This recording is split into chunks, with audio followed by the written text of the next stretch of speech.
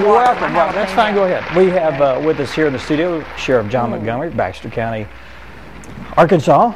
And we were just chatting about, we want to talk about what happened in the past and what maybe be going on for 2013. And we were talking about We're talking about beds. Talking about beds. You had to reduce your beds. Yeah, Tell us about that. That was an interesting story. The problem that we have in the Sheriff's Office, we have two budgets. We have a Sheriff's budget, we have a jail budget. And so what's happened, our Sheriff's budget, even though we feel like we need more money, we by law, we have to stay within that. And so you do what you have to do. At the same time, the jail is very clear. The jail has to be funded. In fact, the law clearly states it has to be funded before anything else. Now, is that a state law? Or that's a state law. That's a state law. Very okay. clear. Okay. So we've been, for the last 3 years in a row, our jail budget has been in the red about $140,000.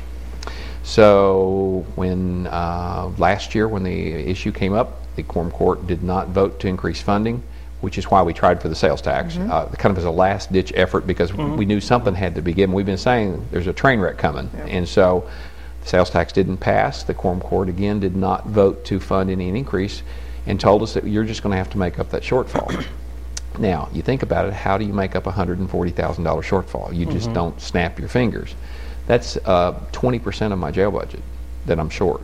So what we did, we had to take some drastic steps, but the first thing we did is we know that in order to cut costs in the jail, we're going to have to reduce the number of inmates. There's laws in the book that clearly states we are not allowed to refuse an inmate for any reason except one. If you don't have the beds. If I don't have the beds. So we took a cutting torch and actually removed 58 beds from our jail. So we went from 102 bed to 44. Yeah. And in hopes to reduce the cost. We estimate that'll save us about $60,000. The problem is we're still about $80,000 short. Oh man. So we've taken other drastic steps. We grounded the helicopter, no more community service programs. The officers are not patrolling. They're actually sitting and we're only answering emergency or urgent calls. And we've taken a lot of those steps to try to make up that $80,000. The problem is that still doesn't make up the $80,000. Yeah. So as a last-ditch effort, we've now we've told the schools that at the end of May we'll be pulling the school resource officers out of the schools. Okay. Well, as a Baxter County resident, let me ask, if someone commits a crime though in Baxter County and does need to be incarcerated, what do you do? Well, if we're not full, basically it's business as usual. But if you are full, I mean. And it depends on what the crime is. We're trying to keep the what I would call violent crimes, serious crimes locked up. So what happens if you get arrested for a minor crime, and I'll use shoplifting as an example, and we're full, we do not allow the officer to even come into the jail because we're full. Beds are full. Okay, so you're kind of paroled, really. So they're going to issue you a citation, tell you to be in court on a certain day, and so on. But let's say it is a violent crime, and we're full. Then what happens? The jail staff has to then look at the jail roster and figure out who we can kick out the back door in order to make room for you on the front door. How long do, excuse me, I was under the impression, and I really am choked, that violent offenders went somewhere besides the county jail. Upon conviction. See, the majority of our folks in our jail are what we call pre-trials. In other words, they've not been convicted yet. They're waiting trial. So something like manslaughter, rape, they would still sit in our county jail? Yeah, until they're convicted.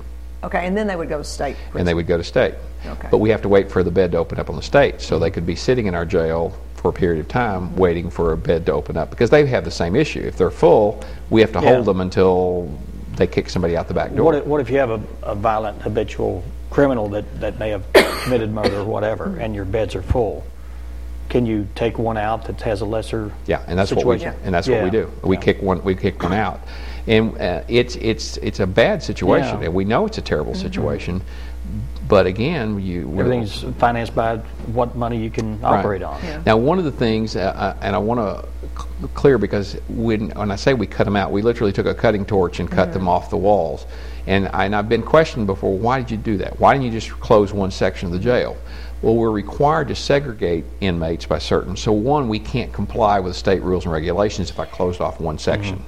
If we were actually did that, what would it boil down to is we would have to put all of the male prisoners in one room. Right. Well, that's not going to work, and it's because we have to segregate certain folks. The second thing is we have the biggest. I can tell you the 3 areas in the jail that go in the red every year is medical, the pharmaceutical, and food.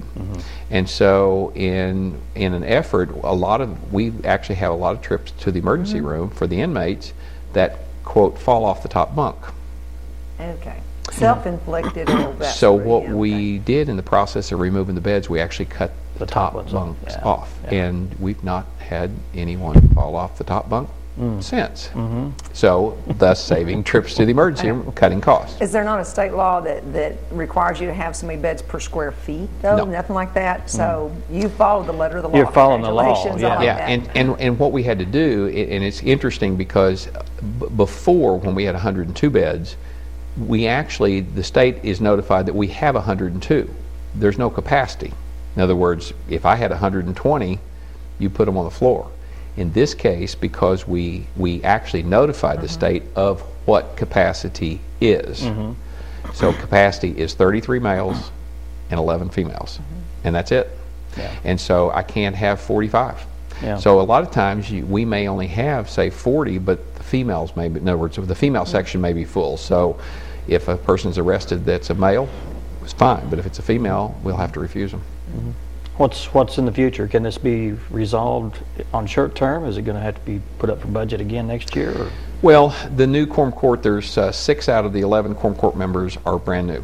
Took office January 1st. And of course, it depends on your passion. We actually had a poll on our website that kind of talked about the different budget cuts. And we asked folks, what are you the most upset or the most affect? And it's surprising that it's what your passion is. Some folks are upset that we're not patrolling. And there's a section, some folks are upset we cut jail beds out. There's a large number that's upset because we're cutting the school resource officers. But it really comes down to what is your priority or what's your passion. So the new quorum court verbally has said they're committed to trying to find a resolution to this. But the bottom line is we're short. Well, is the quorum court going to have to find more money? I mean, they're literally saying we don't have the money in our budget. They're So saying nobody has the money anywhere? there is no money. There's no money. So it's no robbing Peter to pay Paul kind of business. Well, I guess technically you could, but you're going to have to cut services. Just like we had to cut services, you're going to have to cut services. Now, the quorum court is the one that sets the budget. It's not the sheriff, it's not the county judge. The quorum court actually sets the budget and gives it. Now, I make a request, but then they're the ones that decide what budget we receive. Now, does your budget go up every year, or does it? Our budget has not increased in the jail in, I want to say, 6 years. Well, now, does that include staff salaries? You might even have to cut staff? At this point, that's the school resource officers. Again, there's 3 positions. So at the end of, and that's, of course, that's half a year if you really get down to it. So that would be 3 positions that would have to be cut, laid off, if we can't find the money solution somehow. Is that going to skew your reports for the year, like less arrest or less convictions, that kind of thing? Or? I think, as far as convictions, I don't think it'll make a difference. But as far as the arrest, I can tell you, I worked on the street for many years, and if there were times in the past, the old jail had gasoline issues. That you probably don't remember that, but they actually had gasoline when the rainy weather. They would have to evacuate the jail because of the gas fumes, the old jail. And so if you're an officer and you're out working and you know that jail is not taking anybody, sometimes your decisions and what you do out in the field is affected by that. And so there's no question we know that it's affected. Plus our officers are not patrolling, so they're not seeing a lot of those crimes that they were seeing before. So your numbers may look different. Certainly, very, very probable. Yeah. Anything else big going on that stands out in your mind from last year? Well, we very busy. We've had several suicides, and we've had a couple homicides. Actually, we had 3 homicides last year, and so that we're working on, and all 3 of those are active.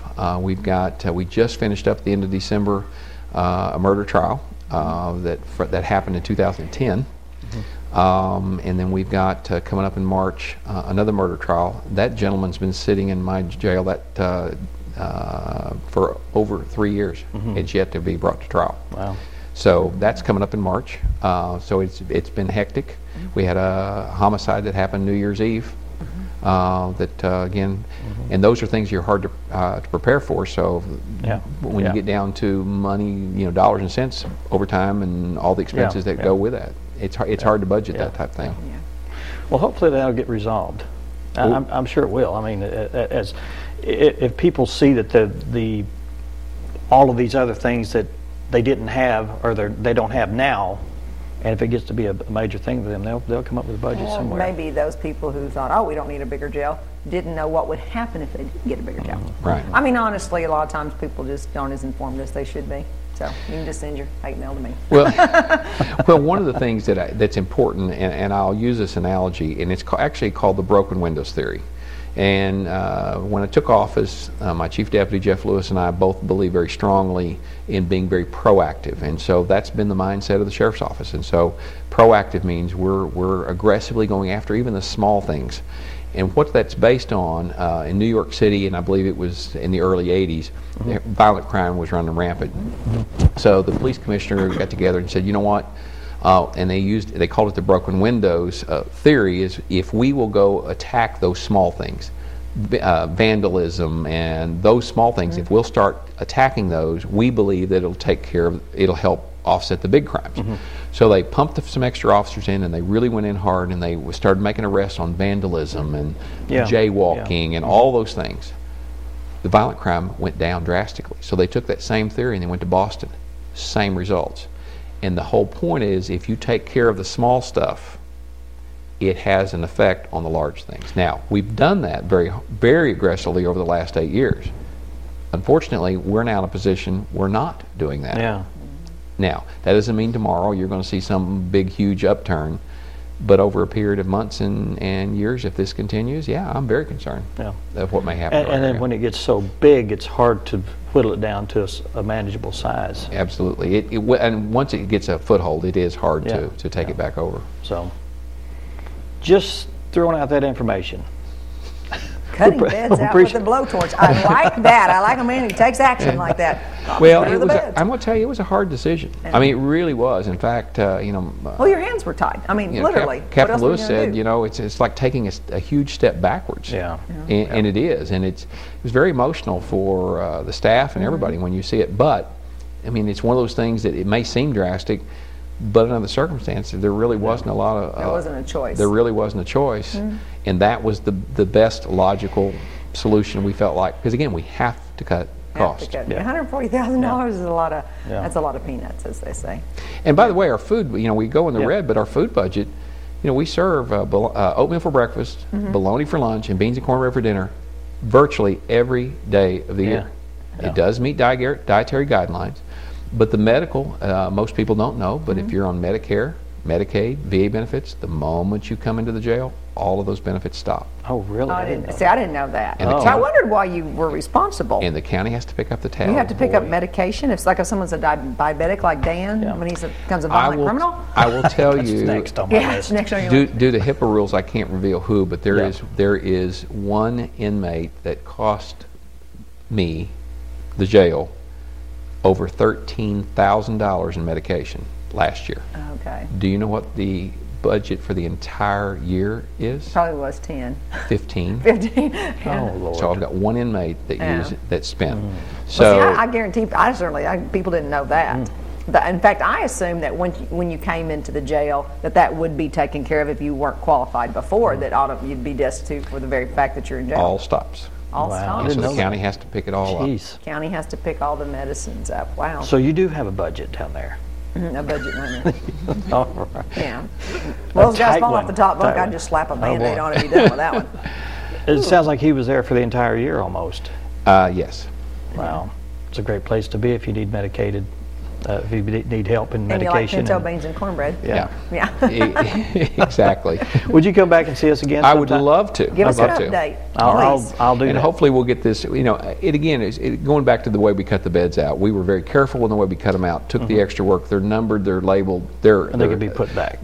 We know that at some point we're going to put them back. This issue's got to get resolved because we know that the community it realizes this is not a good thing. It's an unfortunate, drastic step we had to take to make things work, but at some point we'll put it back. Yeah. And so hopefully we can get this resolved. Don't want to lose our school resource officers. I mean, it's very, Sure, very important, especially in light of all the incidents that's happened. And so we're doing everything we can to try to salvage that and to make things work. Yeah. Appreciate you being here. Well, Thanks you. so much for the information. All We'll right. have you back again. Absolutely. Great information. Support your sheriff in the county, and help those quorum court guys make a better decision. Well, they do need to be seriously. Educated That's in some way, your yeah. representative, and Yeah. so Tell them. they need to hear what you have Yeah. what your feelings are. All right. Thank you. All right. Thank you. Up next, we'll take a break, and then we'll be talking with Dr. Clint Freeman and also Dr. Kayla Hatch. Sorry about that. And we'll be talking about chiropractic. Stay with us.